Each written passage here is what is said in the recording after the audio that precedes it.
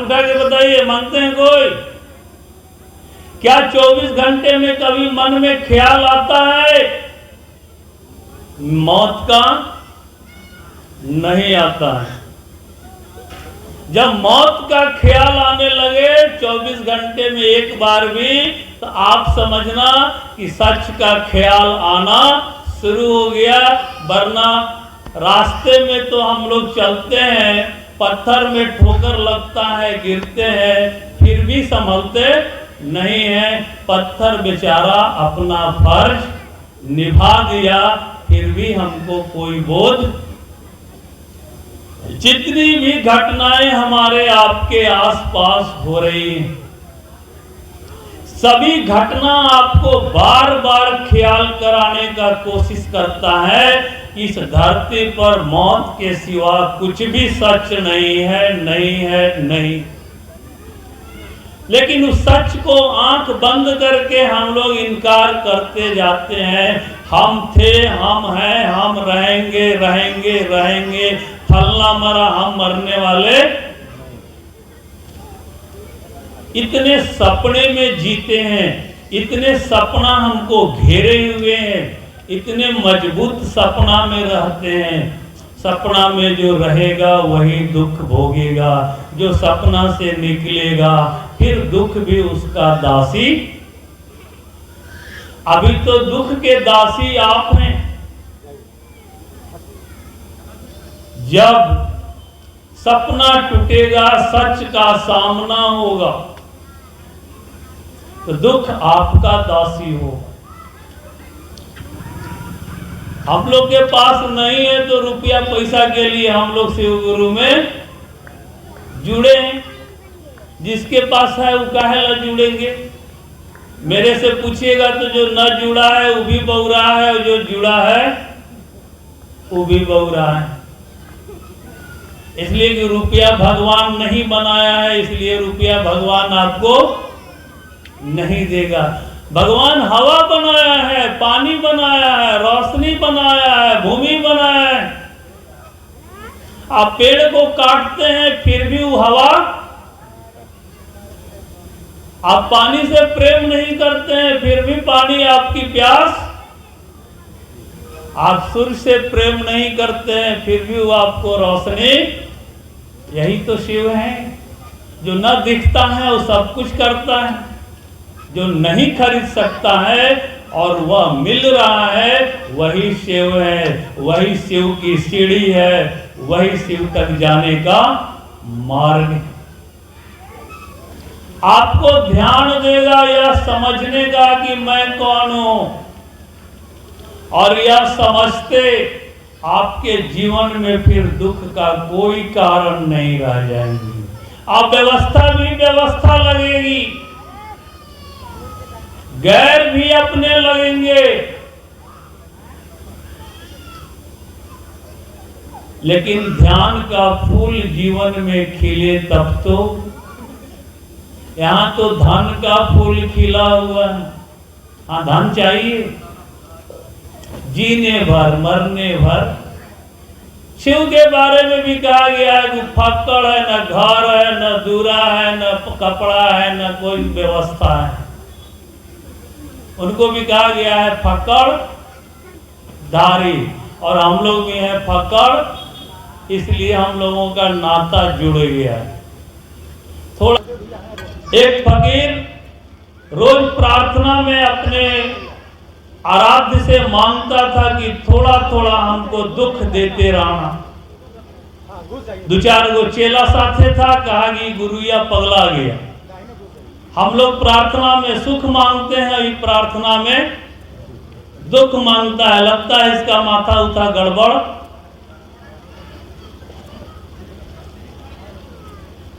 एक दिन चेलों ने पूछा, ये बताइए कि हम लोग तो प्रार्थना में सुख मांगते हैं, आप प्रार्थना में दुख मांगते हैं। गुरु ने कहा कि देखो, अगर पूरा सुख मिल जाएगा तो जागने का सारा उपाय नष्ट हो जाएगा।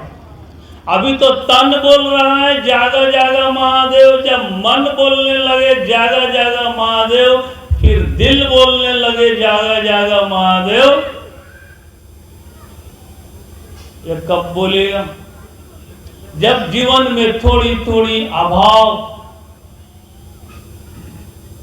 अव्यवस्था जीवन में अगर है तो उसे धन्यवाद दीजिए।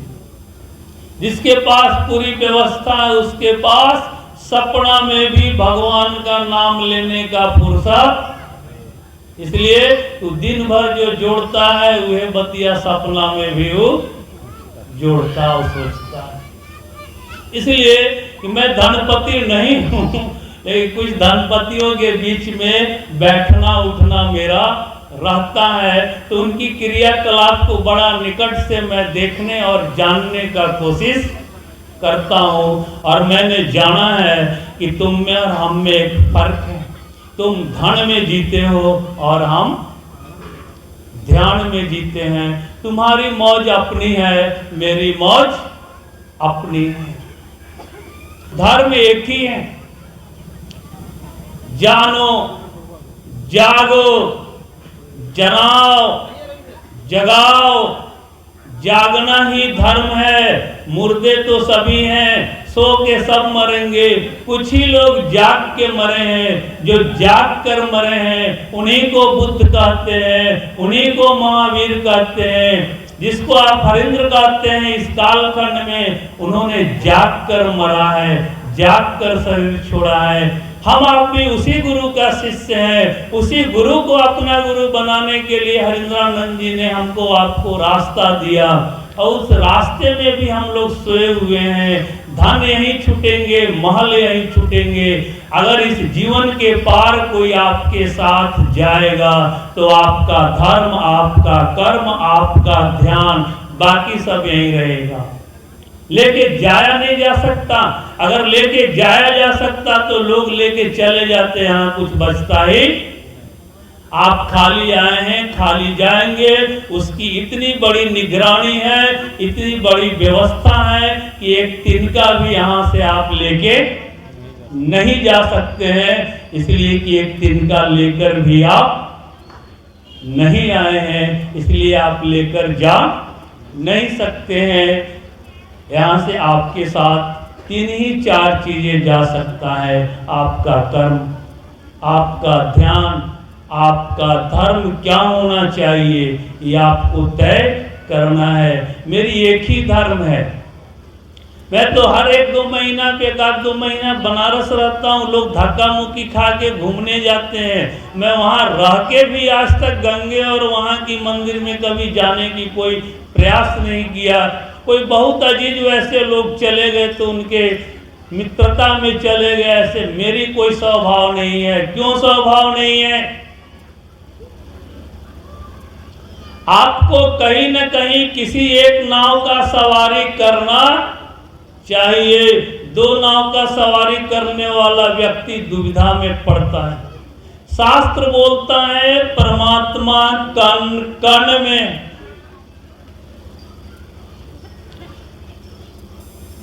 मंदिर के बाहर लोग झूठ बोलता है, क्राइम करता है, एक दूसरे के साथ लड़ता है, और मंदिर में जाके हाथ जोड़ के खड़ा रहता है। क्यों? उसको मालूम है मंदिर में परमात्मा है। अरे मूर्ख, जहां तुम लड़ते और झूठ बोलते हो वहां कौन है?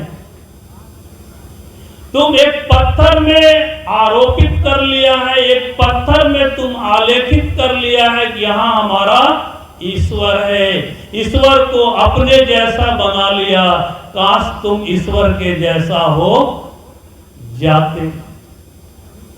बुद्धि के बल पर ईश्वर को अपने जैसा बना लिया। अगर बोध हो तो हम ईश्वर के जैसा हो जाएं। गुरु यही करते हैं। जो इंसान सच्चे गुरु की सानिध्य में जाता है, उस इंसान को फिर से गुरु गढ़ना शुरू करता है। और क्या गढ़ता है? उसे ईश्वर के जैसा होना सिखलाता है। अभी हम क्या किए हैं? ईश्वर को अपने जैसा बना लिए हैं। जब ईश्वर ही हमारा गुरु होगा तो ईश्वर के जैसा होना हमको सिखला देगा। और सीखने के साथ साथ जो हमारा आपका कर्तव्य है, कुछ कर्तव्य है परिवार चलाते हैं, कोई घर के पिता हैं, कोई माँ है, कोई बड़े पुत्र हैं, कोई बड़े भाई हैं, उनका कुछ घर के प्रति कर्तव्य है। घर भी एक समाज है, वहीं से समाज शुरू होता है। उसी तरह इस समाज के प्रति भी आपका कोई कर्तव्य है, कोई धर्म है।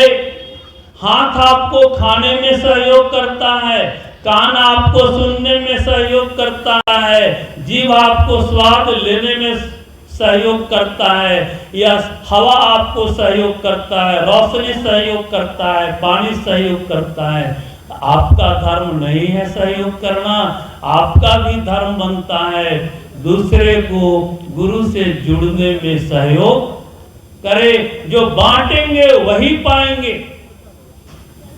एक मुट्ठी गेहूं किसान खेत में डालता है, वो कई बोरा में वापस आता है। मनुष्य हैं, जब हाथ पांव आंख कान सब आपका सहयोग कर रहा है तो आप तो शिव के आदमी हैं। सच, सटीक और निष्पक्ष आसपास की छोटी बड़ी खबरों को देखने के लिए यदि आप चैनल को सब्सक्राइब नहीं किए होंगे तो सबसे पहले आप चैनल को जरूर सब्सक्राइब कर लें